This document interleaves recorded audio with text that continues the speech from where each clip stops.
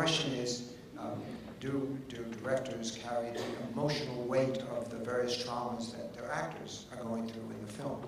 Who wants to deal with that?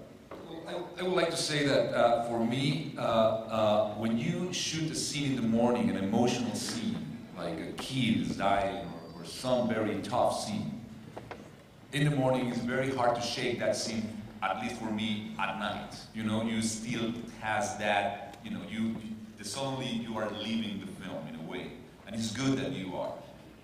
So to shake it out is not easy, but at the same time, as Todd said, you cannot get too much attached as a doctor getting surgery every day, because if you get attached emotionally to the client, you will kill him because you will be crying when you are having brain surgery, and then you know you will split the blood there. So it's a combination of being aware of how much you have to be, at least for me, and then I try normally that when we are shooting that kind of scenes, try to break the ice with some joke or something, because that relief, because if you get too serious and you take that serious, then it becomes like raining in a wet water, and then it becomes like a bad scene. So it's a combination, but definitely I have been sometimes feeling depressed, and I don't know why, and then I realized, well, how I will not be depressed if I'm just leaving this environment every day in the hospital, doing this scene, whatever, you know what I mean? So there's something that you have to live, but at the same time, be smart about it. That is for me.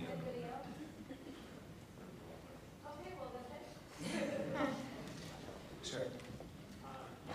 Earlier when you were saying that often directors don't get a chance to hear reactions to the films, so just like a quick comment, a little bit of sunshine. I know that I don't believe in word of mouth film. It's the first time I think I've done a word of mouth film where I've got 100 people see your film.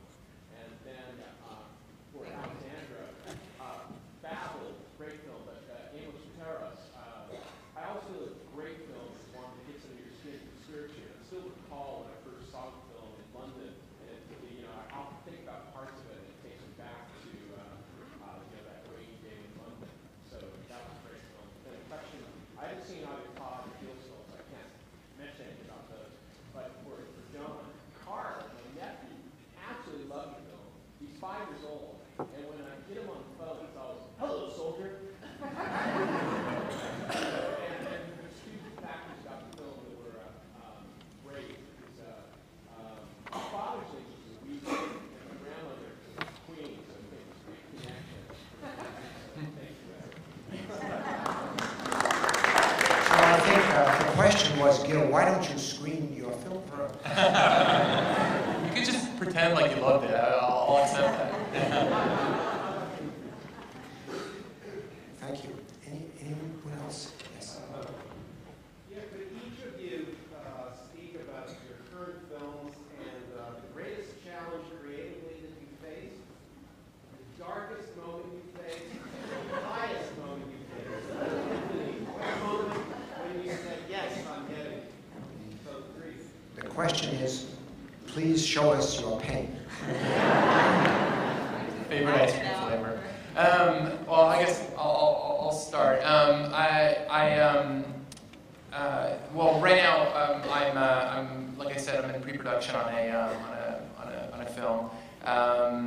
But the experience that I had on this film was completely foreign from anything that I had before. Obviously, it's my first film, and just to kind of compound that, the film that I had done just before, my thesis film at school, I made by myself in my kitchen for $400.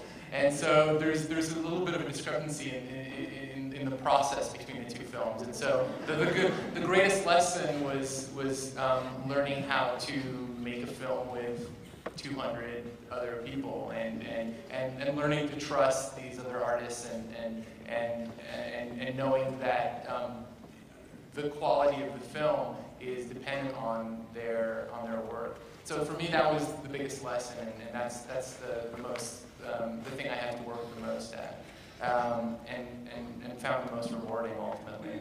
And in terms of epiphany, I mean, this film really for me was about creating a personality to an environment, making a house an actual emotional character. And for me, in order for that to even begin to work, I had to have an idea that this house could actually have a soul, have a spirit. And I knew that was going to work the day I saw Kathleen Turner in her dots and wetsuit kind of get down on the stage, and we built a styrofoam version of the entire neighborhood and the sound stage. And when I saw her kind of completely give away to that character and start to rampage around the character and around the neighborhood, and really fully for the first time I saw that this thing was going to work. I saw that there was going to be a semblance of life in that house, and so that was my epiphany. John Payne.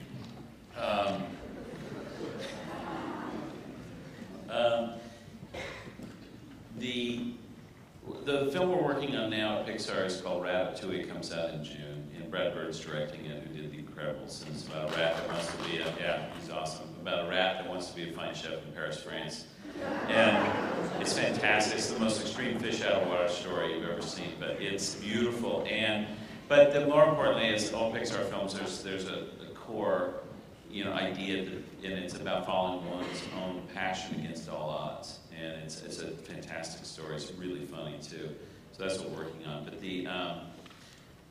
for me with Cars, there's a certain, every Pixar film at one point or another is the worst motion picture ever made. Because the story wheels, you look at them, what were we thinking, and you work on it. And there's always a time when and that's very painful because it's a long process. Everybody gives you notes and helps you try to make the film the best it could be, but then they leave the room and then you're sitting there with your little story team and you're like, okay, let's go through it. Joe Ramps, my creative partner, always said, trust the process. We believe in this movie, let's just keep going. And there's always a time when we have a screening of a story reel, that has some animation or whatever for our group, and it works.